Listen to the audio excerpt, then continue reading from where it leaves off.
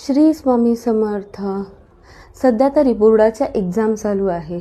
प्रत्येकजण आपापल्या आयुष्यामध्ये कोणत्या ना कोणत्या तरी एक्झाम देत असतं किंवा कोणत्या ना कोणत्या तरी कामासाठी बाहेर जात असतं किंवा तुम्ही इंटरव्ह्यूला देखील जात असता तेव्हा तुमच्या घरातील सदस्य तुमच्या हातावरती दही किंवा साखर देतात.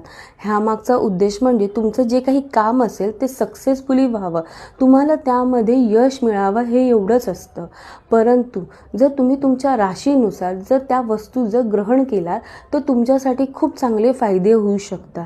तुमच्या कुंडलीमधील 9वं स्थान म्हणजेच भाग्याचं स्थान, त्यामधले जी राशी असते ती राशीनुसार जर तुम्ही तो पदार्थ जर खाण्यासाठी सुरुवात केली, म्हणजे घरातून बाहेर पडताना जर तो खाल्ला आणि बाहेर पडला तर तुम्हाला तुमच्या नशिबाची साथ मिळेल आणि तुम्हाला भरघोस यश मिळेल.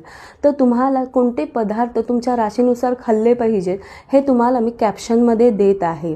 आणि तुम्हाला जर तुम्हाला ते कळत नसेल तर तुम्ही मला DM देखील करू शकता. तर मी नक्की तुमची पत्रिका पाहून तुम्हाला 9वं स्थानामध्ये कोणती राशी आहे आणि कोणते पदार्थ तुम्ही ते बाहेर जाताना खाल्ले पाहिजे ते सांगेन. आणि हे पदार्थ खाऊन झाल्यानंतर तुम्हाला तुमच्या घरातील मोठ्यांचा आशीर्वाद घेणं खूप गरजेचं आहे, की जेणेकरून तुम्हाला तुमच्या नशिबाची साथ आणि त्यांची पुण्याई देखील मिळेल.